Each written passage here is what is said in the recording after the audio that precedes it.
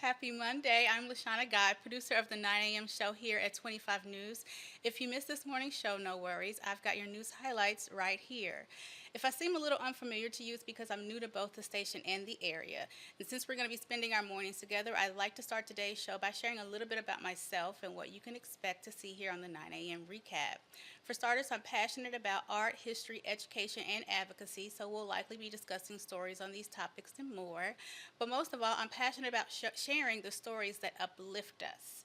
So every weekday morning at 10:30 a.m., we are recapping the good news only, the feel-good headlines and the local wins that bring a little bit more light to your day. And I want to hear from you too. So if something good is going on in your world, a personal victory or a community success, I want to hear about it. Send me an email to news25@week.com and remember to put Hey Shauna, that's SHAUNA, in the subject line so I know it's for me. I would love to share your good news right here on the show. In the meantime, let's start today with something good. Let's start with the Peoria Civic Center was buzzing last week, if you didn't already know, and it was for the Career Spark 2025. And this is a program where eighth graders get together in one spot and get hands-on exposure to dozens of career paths. So over 130 booths featured professionals from healthcare to agriculture, manufacturing, public safety, and more. The event helps middle schoolers start thinking about how to match their interests with future opportunities. Now, the students are practiced soft skills. They explored potential internships and even learned about high school programs that align with their career goals. Now, organizers hope this sparks early motivation and parent-student conversations about what's next. With nearly 700 volunteers, this marks the ninth year for the program, which is led by the Greater Peoria Economic Development Council and Junior Achievement. Now, one local business says that they have got 20 students, about 20 students, high school students working in their plant right now, and that they believe that they are their future workforce. Our next story is all about one man who traded his badge for a bus and a new way to serve his community. This was such a nice story.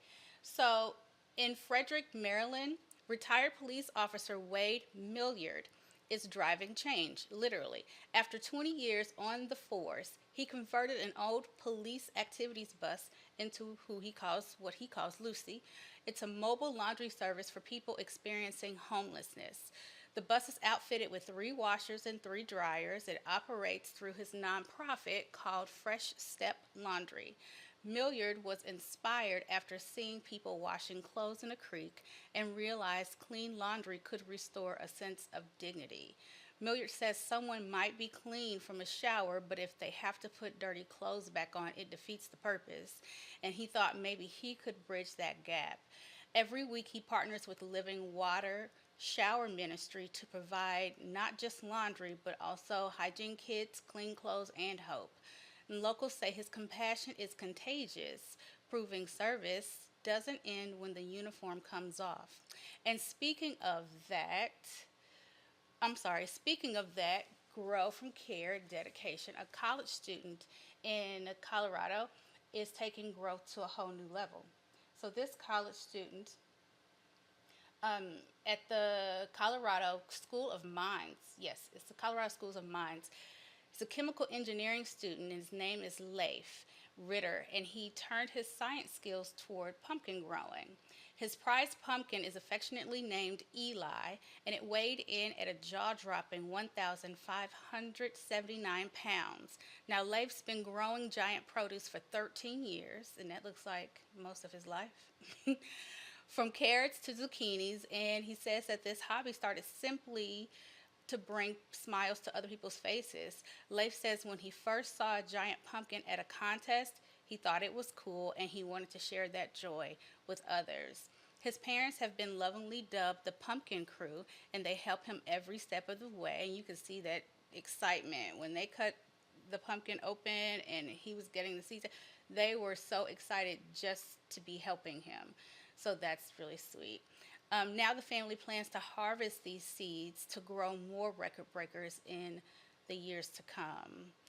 So this young man is growing joy from the ground up, while an artist is helping a whole community grow closer through remembrance and culture. I thought this was so cool.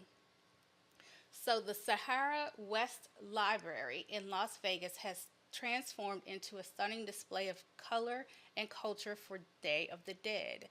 The altar titled The Return features over 6,000 hand cut paper butterflies, each symbolizing the spirit of a loved one. Now, this was created by this local artist and his family, and they invite visitors from all backgrounds to celebrate life, not death. The artist says they believe monarch butterflies carry the spirits of our loved ones back to us. It's a celebration of memories and connection. The project was made possible through a project between this artist and the Las Vegas Clark County Library District, showcasing how art and community come together to heal. And from honoring the past to celebrating the playful present, our final story brings back a Halloween favorite that's putting smiles on kids' faces nationwide. The Boo Buckets are back. I don't know that I remember these growing up. Maybe I do. I don't know that I remember them growing up. Maybe it's fuzzy. Anyway, McDonald's is bringing back the beloved Boo Buckets for spooky season. It starts October 21st. Kids and nostalgic grown-ups can grab one with their Happy Meal. The lineup includes 5 designs. There's a ghost, pumpkin, a goblin, a cat, and a zombie. Each bucket comes with stickers for the kids to decorate their own spooky friend. This marks the third consecutive year of Boo Buckets' comeback since their 1986 debut. And fans say they're more than a Halloween collectible, they're more like a nostalgic reminder of childhood joy. So, whether it's careers and compassion, culture, or candy, today's stories remind us how communities come together to grow, give, and celebrate every day. Well, that's a wrap for me. Now I want to hear from you. Please go to news25 at WEK.com and let me know what you thought about today's show. Remember to put Hey Shauna, that's SHAUNA, in the subject line so I know it's for me. In the meantime, be sure to check out the midday newscast and to meet me back here tomorrow morning at 10:30 a.m. for the 9 a.m. recap. For now, I'm LaShauna Guy with 25 News. Have a wonderful day.